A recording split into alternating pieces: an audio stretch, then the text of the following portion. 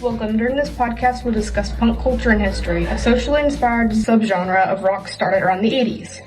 Today, I'll be interviewing a local art teacher, someone who's been a part of either alt or counterculture for a while. Go ahead and tell us your name, age, and what you think punk is. Okay, let's see. My name is Robin New, and I am 51 years old. And that's not punk, no. I do kind of think it still is punk, because punk is just an attitude, I think. It's, when you are either told or you feel as if you don't fit into the norm, it's just kind of better to make your own way. So I think that's what punk is, making your own way. If you're involved with punk or alt culture, what exactly started your interest with it?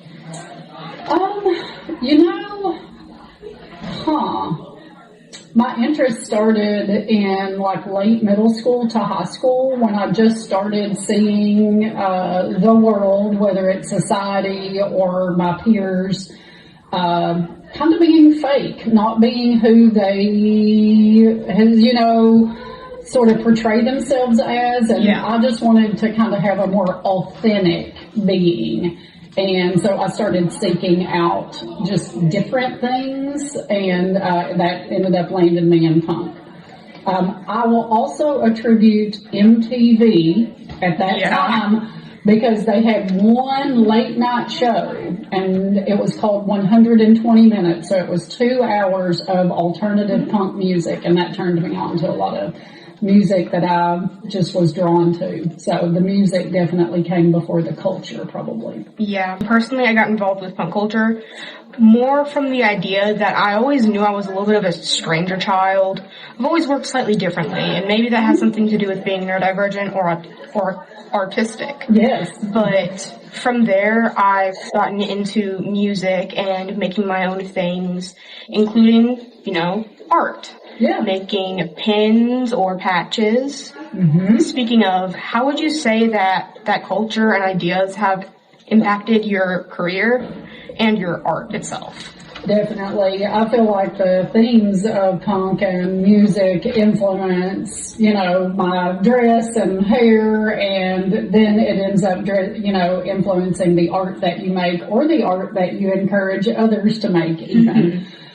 We just actually finished a patch lesson in my art too, where every student had to sew their own patch. And I think patches are real punk culture too, as you mentioned, patches and buttons, because it's a quick way to alter your outfit. Back in the 80s, you didn't have access to order cool clothes online, or, punk buttons and patches, so you pretty much had to make your own, which, again, to me, is punk. Making your own is punk. Personally, I feel like punk's important more because of how inclusive it is, centering around the idea of art. There's this whole theme of, I believe it's called DIY or die. Yeah. The general collection and belief that punk and anything that you need, or just customization in general, should be affordable. Yes. As you said, patches, pins, clothes. Right. Yes. And punk is sort of based off of that inclusivity. Absolutely. And self-expression. Yes. Yeah, I know there's a fashion designer now, or there's a few fashion designers that are kind of out there now that are in the punk style, but not in the punk price range. And a lot of, things that I read are it's kind of not punk when you're spending, $700 on a pair of pants. Yeah, speaking of the general idea of inclusivity, punk generally, it started slightly as music. Back towards when it was getting popular, it was more of a social movement. Yes. It was sort of a push against the culture going on at the time, going against social expectations, and a lot of it was gendered. So Riot Grrrl and things such as Riot Grrrls tended to make and expand their ideas from zines. Yes. Have you ever made a zine? Actually, we do. Yes, we make those in class now, and I experimented with them myself for years, kind of just figuring out ways to make them. I was in New Orleans one time, and I was handed a zine, and so I was like, oh, that's really cool. I've seen these in books that I had read or whatever. But I really liked the accessibility of those too. Yeah. Taking one sheet of paper and being able to copy it and sit and fold it and hand it out as a book. Yeah, like artistic representation and creation is really intertwined with a lot of punk subculture. Yeah. So accessibility, I think, is a big one for sure. Yeah. Why are those sort of ideas and creations and topics important to you personally? Even if it's not specifically punk, just the general alternative culture. I guess just feeling like an outsider as a young person, feeling as if I didn't really not as if I didn't belong so much, almost that I didn't want to belong. Only in the sense that I saw, like, people not living authentic lives. Yeah. And I just wanted to live authentically, whatever that was. If I want to wear, if I wanted to dress in a normal way, then it would be what I wanted, not what was expected, so... I feel like just being able to express yourself with the freedom of not being judged. I completely agree with that. Yeah. Again, with everything punk being centered around independent ideas, art, creation, affordability, pretty much just a general sort of idea and sense of being for anybody, which is what I believe the purpose of punk is. Absolutely. Are there any more statements or maybe even a band you could suggest? Oh gosh, yeah. Let's see. Well, currently in Louisville, my cousin is in a punk band. Really? Yeah. It's called The Response. And I just went to a show of his at Spinelli's Pizzeria, which is an amazing, actually they have 2 locations now, maybe 3, but they not only serve pizza, but also serve the punk crowd in the sense that they have like shows on the side. So, obviously the larger towns have more of an accessibility of seeing local bands. I even have his brother is in Milwaukee and he's in a band there too, called Falter MLK Milwaukee. And so I have some like local punk connections or small town punk connections, too. I mean, to be fair, that's a lot of what punk is. Punk started out in like bigger known cities such as New York,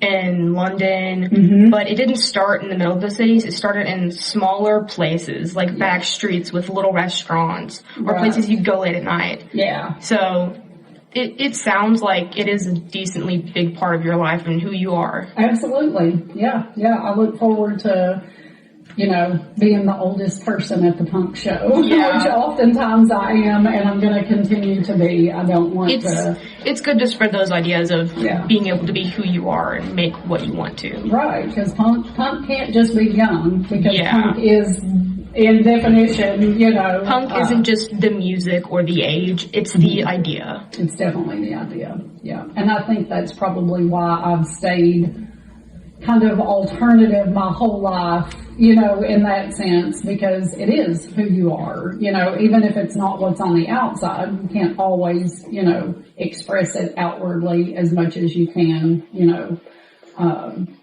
just even through your being. And some people see punk, they'll say, because of the spikes and because of the black and because of some of that it's bad. There is a lot of misconceptions. There's a lot of misconceptions, and I almost think it's the opposite. I find the kindest people at the punk shows and in the punk bands and looking kind of the scariest in a way, Yeah, I've seen the kind of ideas, like, for example, I was like a little comic drawn panel, and it said something along the lines of, in a room full of angry, hating people, being kind is the most punk thing you can do. It really is. I mean, I love that. I really do. That's a great statement to kind of get close to the end on, is just,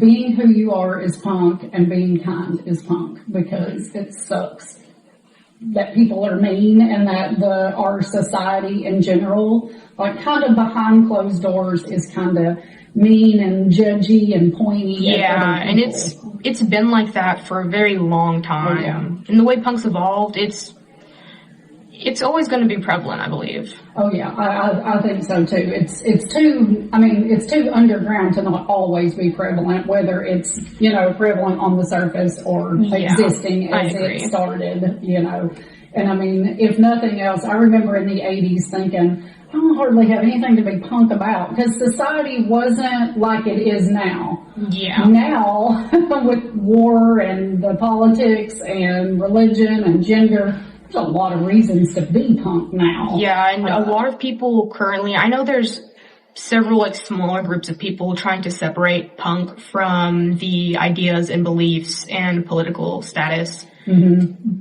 But punk isn't about the music. It's about who you are. And I believe that you can't just separate that. Yeah, no. I think just the music is what ended up being able to... The music is sort of the way of communicating. Yeah.